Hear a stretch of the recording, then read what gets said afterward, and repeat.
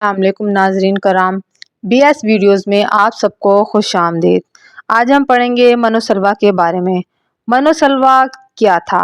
اس کی کیا حقیقت تھی؟ منو سلوا کس نبی کی امت پر نازل ہوا؟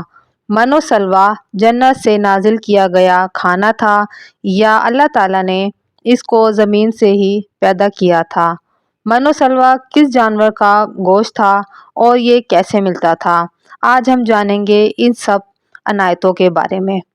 اللہ رب العزت نے بنی اسرائیل کی قوم پر کن کن انعامات کی بارش فرمائی، اس کے باوجود ان پر عذاب کیوں آیا اور وہ کیوں بھٹک گئے؟ ویڈیو شروع کرنے سے پہلے آپ سب سے گزارش ہے کہ اگر آپ سب اب چینل پہ نئے ہیں تو ویڈیو کو لائک کیجئے، چینل کو سبسکرائب کریں اور بیل آئیکن کو پریس کریں تاکہ چینل پہ آنے والی تمام ویڈیو کا نوٹیفیکیشن آپ سب کو ملتا رہے۔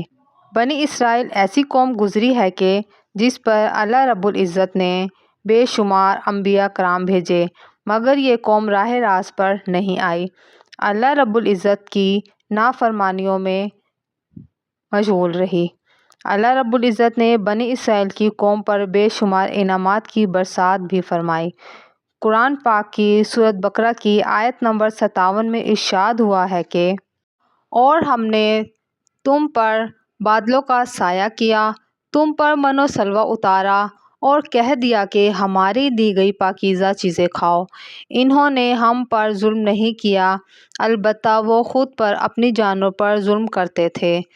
جب فرعون دریائے نیل میں غرق ہو گیا تو اللہ رب العزت نے بنی اسرائیل کو حکم دیا کہ وہ قوم مالیہ سے جنگ کر کے ملک شام کو آزاد کروا لیں۔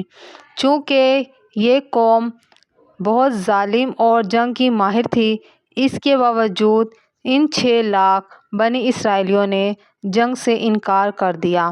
ان کی نافرمانیوں کی یہ سزا ملی کہ 40 سال تک 27 میل کے رقبے پر مشتمل ایک ہی میدان میں بھٹکتے رہے۔ وہ لوگ سارا دن سامان اٹھا کر چلنے کے باوجود ایک جگہ پر پہنچ جاتے اور جب صبح ہوتی تو وہ خود کو وہیں پاتے جہاں سے انہوں نے چلنا شروع کیا تھا۔ اس میدان کو میدان تیہ یعنی بھٹکنے پھرنے کی جگہ کہا جاتا ہے۔ اللہ کے پیغمبر حضرت موسیٰ علیہ السلام بھی اسی میدان میں تشریف فرما تھے۔ میدان تیہ میں ہونے والی عطائیں حضرت موسیٰ علیہ السلام کی دعا سے بنی اسرائیل پر اس میدان میں بے شمار نعمتیں عطا کی گئیں۔ بنی اسرائیل کے کھانے پینے کے لیے ہفتے کے علاوہ ہر روز آسمان سے روز 2 کھانے اترتے تھے جسے من اور سلویٰ کہا جاتا ہے۔ سلویٰ کے بارے میں مختلف مفسرین کی مختلف رائے ہے، لیکن من کے بارے میں کہا جاتا ہے کہ یہ ایک ترنگ جبی کی طرح ایک میٹھی چیز تھی جو روزانہ صبح صادق سے طلوع آفتاب تک آسمان سے تقریباً 4 کلو کے قریب برستی تھی، جسے لوگ اپنی چادروں میں جمع کر لیتے اور دن بھر کھاتے رہتے۔ بعض مفسرین کے نزدیک من سے مراد وہ تمام چیزیں ہیں جو اللہ رب العزت نے اپنے بندوں پر بغیر مشقت اور بغیر کاشتکاری کے عطا کر کے ان پر احسان فرمایا۔ اور سلویٰ کے بارے میں قول یہ ہے کہ یہ ایک چھوٹا سا پرندہ تھا، ایک قول یہ ہے کہ یہ ایک بھنا ہوا پرندہ تھا، بنی اسرائیل کے پاس آتا تھا، اور ایک قول یہ بھی ہے کہ جنوبی ہوا اس پرندے کو لاتی تھی اور بنی اسرائیل کا شکار کر کے اس کو کھاتے تھے۔ اللہ رب العزت نے قرآن مجید میں یہ ارشاد فرمایا ہے کہ ہم نے تم پر بادلوں کا سایہ کیا، منو سلویٰ اتارا اور کہہ دیا کہ ہماری دی گئی پاکیزہ چیزیں کھاؤ، اور انہوں نے ہم پر ظلم نہیں کیا گویا وہ اپنی جانوں پر ظلم کرتے تھے۔ ان کے پاس کوہ طور کا ایک پتھر تھا، جب انہیں پانی کی حاجت ہوتی تو اللہ کے نبی حضرت موسیٰ علیہ السلام اپنا عصا اس پتھر پر مارتے اور بنی اسرائیل کے 12 قبیلوں کے لیے 12 چشمے اس پتھر سے جاری ہو جاتے تھے۔ یہ وہی عصا ہے جسے حضرت موسیٰ علیہ السلام نے فرعون کے جادوگروں کے سامنے پھینکا تھا اور اللہ رب العزت کے حکم سے وہ عصا ایک بہت بڑا اژدہا بن گیا تھا۔ اسی عصا کی برکت کی وجہ سے اللہ رب العزت نے ایک پتھر سے 12 قبیلوں کے لیے 12 چشمے جاری فرما دیے۔ دھوپ سے بچاؤ کے لیے ایک بہت بڑا سفید بادل سارا دن بنی اسرائیل کے لوگوں پر سایہ کیے رکھتا تھا۔ رات کو میدان کے بیچ میں ایک بہت بڑا ستون اترتا تھا جس کی روشنی میں وہ لوگ کام کاج کرتے تھے۔ اللہ رب العزت نے ان پر اتنی عنایتیں اور رحمتیں نازل کی کہ ان کے بال اور ناخن نہیں بڑھتے تھے، کپڑے نہ پھٹتے تھے اور نہ ہی میلے ہوتے تھے، یہاں تک کہ پیدائشی بچے کے جسم پر قدرتی لباس ہوتا تھا جو جسم کے ساتھ ساتھ بڑھتا رہتا تھا۔ ایک میٹھی چیز جو صبح فجر سے سورج نکلنے تک ہر شخص کے لیے تقریباً 4 کلو اترتی تھی۔ جب بنی اسرائیل یہ میٹھی چیز کھا کھا کر تھک گئے تو انہوں نے آپ علیہ السلام کی بارگاہ میں شکایت کی، ہم یہ کھا کھا کر تھک چکے ہیں۔ جس کے بعد آسمان سے سلوہ اتارا گیا جو ایک چھوٹا سا بھنا ہوا پرندہ تھا۔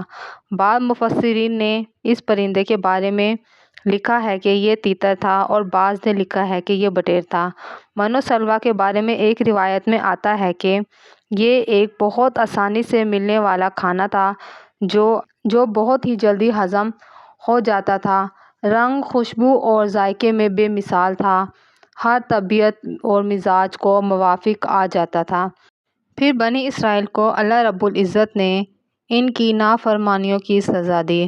حضرت موسیٰ علیہ السلام کا حکم تھا کہ کھانا روز کا روز ہی کھا لیا جائے، کل کے لیے کچھ بچا کر نہ رکھا جائے، کیونکہ ہفتے کو من و سلویٰ نازل نہیں ہوتا تھا۔ بعض لوگوں کو یہ ڈر لگنے لگا تھا کہ اگر کبھی من و سلویٰ نہ نازل ہوا تو وہ لوگ اس بے آب و گیا چٹیل میدان میں بھوکے مر جائیں گے۔ انہوں نے کچھ کھانا کل کے لیے بچا کر رکھنا شروع کر دیا۔ نبی کریم صلی اللہ علیہ وآلہ وسلم نے بڑی تفصیل سے اس کے بارے میں بیان فرمایا ہے کہ حضرت موسیٰ علیہ السلام کی قوم کی ایسی غلطیوں کی وجہ سے ایسی نحوست پھیل گئی کہ جو لوگوں نے کھانے کے لیے جمع کیا تھا وہ سب سڑ گیا اور آئندہ کے لیے من و سلویٰ کا اترنا بند ہو گیا۔ اگر بنی اسرائیل نہ ہوتے تو کھانا خراب نہ ہوتا اور نہ ہی گوشت سڑتا۔ کھانے کا خراب ہونا اور گوشت کا سڑنا اسی تاریخ سے شروع ہوا ہے، ورنہ اس سے پہلے نہ کھانا خراب ہوتا تھا اور نہ ہی گوشت سڑتا تھا۔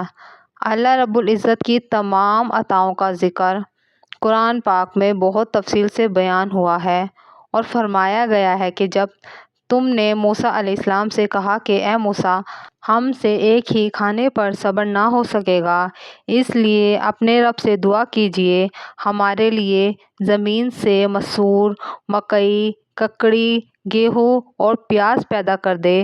آپ علیہ السلام نے فرمایا، بہترین چیز چھوڑ کے ادنے کی طرف کیوں جاتے ہو؟ اور شہر میں چلے جاؤ، وہاں تمہیں تمہاری چاہت کے مطابق ہر چیز ملے گی۔ ان پر ذلت اور مسکینی ڈال دی گئی، اللہ کا غضب لے کر وہ لوٹے، یہ اس لیے کہ وہ اللہ کی آیتوں کے ساتھ کفر کرتے تھے اور نبیوں کو ناحق قتل کرتے تھے۔ یہ ان کی غلطیوں کا اور نافرمانیوں کا نتیجہ ہے۔